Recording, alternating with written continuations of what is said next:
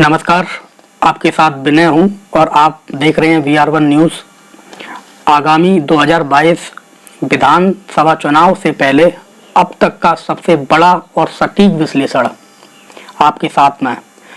मैं आपको भरोसा दिलाता हूं कि जो भी हमारे साथी सहयोगी जो दल हैं, अगर इस विश्लेषण पर जरा सा भी अमल करते हैं तो यकीनन आने वाले 2022 चुनाव के बाद में जो सत्ता होगी वो बहुजनों की सत्ता होगी। साथियों, इस समय 2022 चुनाव को लेके तमाम विपक्षी दल, जिनमें बहन मायावती, अखिलेश यादव, ओम प्रकाश राजभर, कांग्रेस भी है, इसके अलावा भीम आर्मी और आज़ाद समाज पार्टी के प्रमुख चंद्रशेखर आज़ाद भी हैं। VL मातंग साहब की जो पार्टी है PMP भी चुनावी अखाड़े में ताल ठोंक रहे हैं।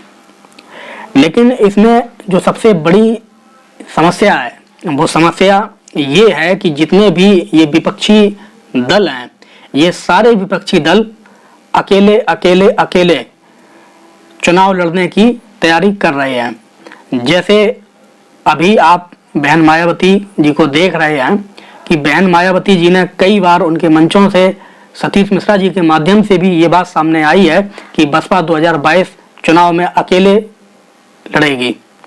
अखिलेश यादव की तरफ से अभी तक ये स्पष्ट नहीं हो पाया है कि वो किन के साथ गठबंधन करेंगे। इसके अलावा असदुद्दीन जो ओवैसी हैं, राजभर, चंद्रशेखर से कई बार मुलाकात हो चुकी है, लेकिन अभी इस गठबंधन की जो तस्वीर है वो सामने उभर कर नहीं आई है। इससे पहले भी आपको याद होगा कि 2017 के चुनाव में बहन मायावती और अखिलेश सपा के साथ में गठबंधन हुआ था और दोनों लोगों ने जब साथ में गठबंधन किया उसके बाद में भी ये दोनों सत्ता से दूर हो गए। वर्तमान में भी अभी आप देखेंगे कि अखिलेश यादव जी के जो चाचा जी हैं शिवपाल सिंह यादव जी भी एक अलग खेमे में चल रहे हैं और लगातार मंचों के माध्यम से उनके द्वारा ये कहा गया है कि अखिलेश या सपा के द्वारा किसी भी तरीके से उनको कोई अभी तक आमंत्रण या साथ में आने का कोई इशारा नहीं किया गया है। तो एक तरफ तो शिवपाल जी अलग दिशा में है, अखिलेश जी अलग दिशा में है, बहन मायावती जी अलग दिशा में है और चंद्रशेखर जी अलग दिशा में है, ओवैसी जी अलग दिशा में है। और बात जितने भी दल हैं वो सारे दल ये कह रहे हैं कि हम बीजेपी को सत्ता में आने से रोकने के लिए चुनाव लड़ रहे हैं और सत्ता में करके रहेंगे। तो मैं सभी साथियों से ये जानना चाहता हूँ, चाहे वो किसी भी दल का हो, किसी भी पार्टी का हो, निष्पक्षता से आप भी ये विश्लेषण करो, क्या इस तरीके से वो बीजेपी को सत्ता से बाहर करेंगे या बीजेपी को सत्ता में आने का रास्ता दे रहे हैं। जैसा कि आप सभी जानते हैं कि जब अलग अलग सारे दल लड़ेंगे, सारी पार्टियां अलग अलग लड़ेंगी, तो कहीं ना कहीं जो चुनाव है, जो वोट हैं, वोटों का ध्रुवीकरण होगा और जो ध्रुवीकरण होगा, ध्रुवीकरण से जो फायदा होगा वो किसको फायदा होगा? वो फायदा होगा बीजेपी को, वो फायदा होगा बीजेपी के लोगों को। क्या कारण है कि जो बहुजन संगठन है वो बहुजन संगठन आज तक इस पर विचार नहीं कर पाए हैं?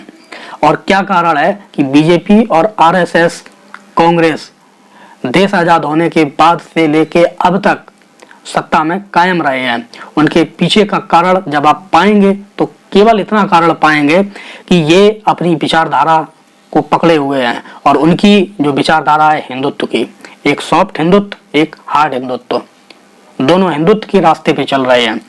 क्या SC ST OBC माइनॉरिटी के जो लोग हैं, विशेष तौर पे SC ST OBC के लोग, इनके पास में कौन सी विचारधारा है? आपको याद होगा कि मानवर कांतीराम साहब जब सत्ता में आ रहे थे और सत्ता में आए तो उनको सफलता क्यों मिली?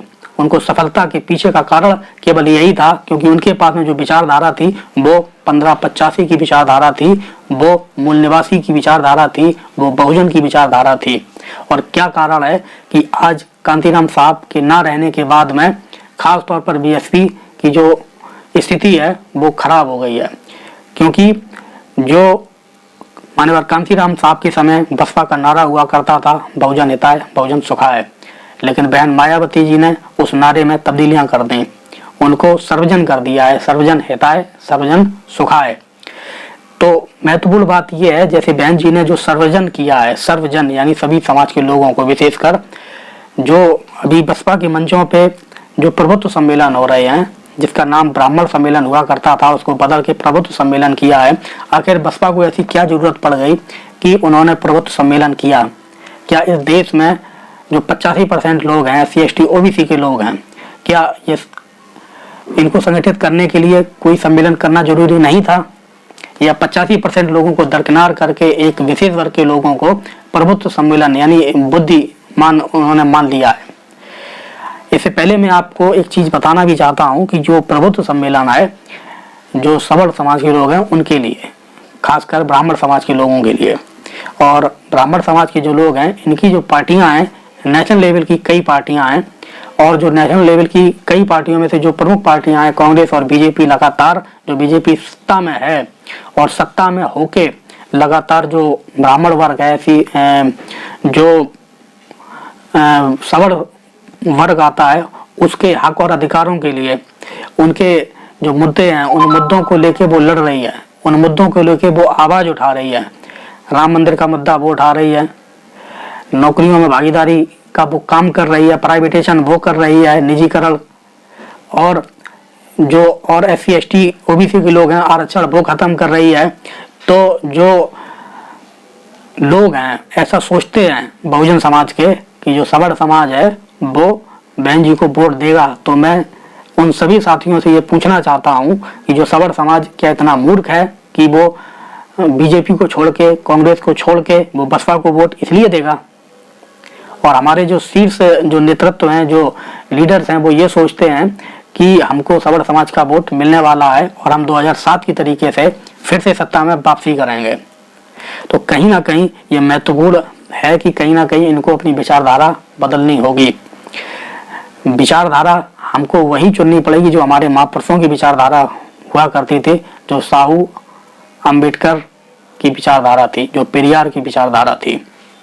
जब हम उस विचारधारा को साथ लेके आगे बढ़ेंगे तो सफलता मिलेगी। कहीं ना कहीं जब हम सफलता हमको नहीं मिल रही है, हम अपनी जो विचारधारा थी उस विचारधारा से भटक गए हैं।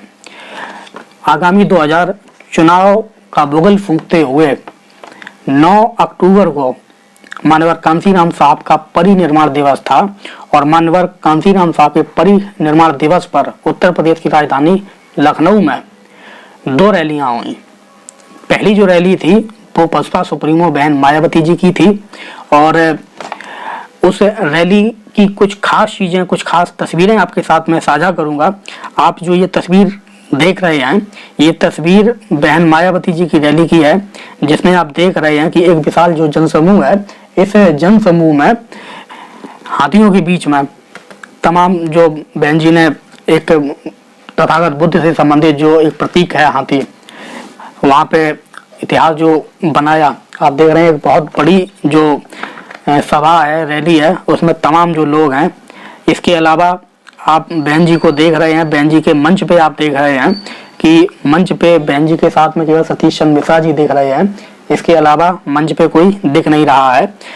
और दूसरी जो आपको तस्वीर मैं दिखा रहा हूँ, ये तस्वीर है बहुजन मुक्ति पार्टी के समर्थन में बहुजन क्रांति मोर्चा, बहुजन मुक्ति मोर्चा और वामसीप के जो राष्ट्रीय अध्यक्ष हैं माननीय बावन मेश्राम साहब, उनके समर्थन में, BMP के समर्थन में ये रैली की गई थी। और ये जो रैली है, इसमें इसका जो कार्यक्रम था, ये 10 बजे से रात में, सुबह 11 बजे से रात में 10 बजे तक का था। और इसमें आप एक विशाल जो जनसमूह देख रहे हैं, ये इनकी रैली का है। और ये रात की जो तस्वीर है, इसमें तमाम जो आप देख रहे हैं एक विशाल जनसमूह। इसके अलावा इनकी मंच पे आप तमाम जो लोग देख रहे हैं, ये सभी SC ST OBC और कई दलों के लोग हैं, कई संगठनों के इसमें लोग हैं। इसके अलावा आप इस चीज पे विचार करिएगा कि ये जो एक 2 घाटों में जो समाज बढ़ चुका है, या आने वाले समय में और भी घाट होंगे, तो इससे बहुजन समाज के लोगों का फायदा कम है, लेकिन जो अन्य BJP RSS और कांग्रेस के लोग हैं, उनको इससे फायदा ज्यादा है। कहीं ना कहीं ये विचार करना पड़ेगा, जिसमें आप देख रहे हैं बहन मायावती जो बहुजन की तरफ थी उन्होंने वो धारण कर ली है, और जो बहुजन का था अब आप देख रहे हैं कि ये तथागत बुद्ध और अभी निर्माण दिवस पर जो इन्होंने माननीय कांतीराम साहब को श्रद्धांजलि दी, इसमें जो बुद्ध जो बनते हैं बौद्ध भिक्षु हैं इनके साथ में है, तो इनका जो प्रयास है 2007 की तरीके से दलित और सबल वोटों को गठजोड़ करने का। लेकिन सवाल तो यही उठता है कि आखिर सबल समाज इनको वोट देगा क्यों, जब राष्ट्रीय लेवल की उनके मुद्दों पे चलने वाली जब खुद पार्टियां उनके लिए काम कर रही हैं। तो कहीं ऐसा ना हो कि आप गलत दिशा में जा रहे हो और 2022 के बाद में आपको इस पे पछताना पड़े। एक तरफ बहन जी की जो विचारधारा थी बहुजन हिताय बहुजन सुखाय से सर्वजन हिताय सर्वजन सुखाय की तरफ चली गई, वहीं जो मिश्राम साहब हैं, बाबा मिश्राम साहब हैं, इनकी जो विचारधारा है बहुजन की विचारधारा है, मूल निवासी विचारधारा है, और लगातार टीवी के द्वारा मुख्य धारा की मीडिया के द्वारा इनको बाइकाट इसलिए किया जाता है क्योंकि ये उस वर्ग की बात कहते हैं जिस वर्ग की बात वो सुनना नहीं चाहते। इसके साथ में आपको मिश्राम साहब के बारे में कुछ खास चीज़ें भी आपको बताना चाहूँगा। मिश्राम साहब के द्वारा जो 13 पॉइंट रोस्टर पे जो भारत बंद करवाया गया, ईवीएम के मुद्दे पे जो भारत बंद करवाया गया, और ईवीएम की जो लड़ाई है वो सुप्रीम कोर्ट से लेके कन्याकुमारी से लेके कश्मीर तक सड़क पर इन्होंने ईवीएम का मुद्दा उठा के लड़ाई लड़ी है, और जो सुप्रीम कोर्ट का जजमेंट आया मशीन लगाने का वो बाबा मिश्राम के पक्ष में ही आया था। जो मुख्य धारा की मीडिया जिसको हम कहते हैं उसके द्वारा ये खबर छुपाई गई, जिसके कारण आज दिन तक लोगों को ये पता नहीं चल पाया है कि ईवीएम में जो पेपर ट्रेल मशीन लगी है वो किसके ऑर्डर पे लगी है, और आज भी सुप्रीम कोर्ट में इसका फैसला नहीं आ पाया है, जिसको लेके लगातार मिश्राम साहब सड़क पे दिखते रहते हैं, मंचों पे दिखते रहते हैं, आंदोलन में दिखते रहते हैं। और आने वाले समय में जो भारत बंद है 10 दिसंबर को, ये जाति जनगणना पर, ओबीसी आरक्षण पर ये भारत बंद का इन्होंने आह्वान किया है, जिसको लेके बड़े स्तर पर एक तैयारी चल रही है।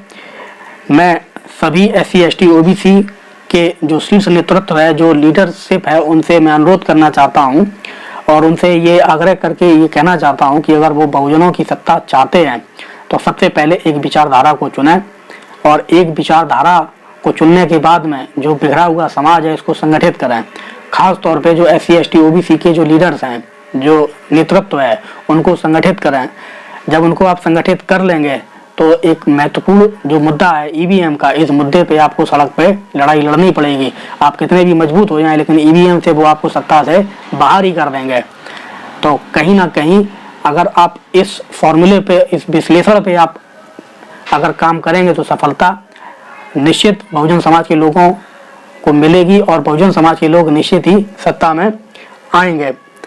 और इसी आंदोलन को करके सुप्रीम कोर्ट पे, चुनाव आयोग पे, बीजेपी RSS पे दबाव बनाया जा सकता है। आपको हमारी प्रतिक्रिया कैसी लगी, आपको हमारा विश्लेषण कैसा लगा, निष्पक्षता से आप अपनी कमेंट करें, अपनी राय दें। अगर आप हमारे वीडियो को फेसबुक पे देख रहे हैं तो लाइक और फॉलो करें, यूट्यूब पे देख रहे हैं तो सब्सक्राइब करें। हमसे जुड़ने के लिए और हमारी खबरों से जुड़ने के लिए VR1 न्यूज़ पर विजिट करते रहें। धन्यवाद।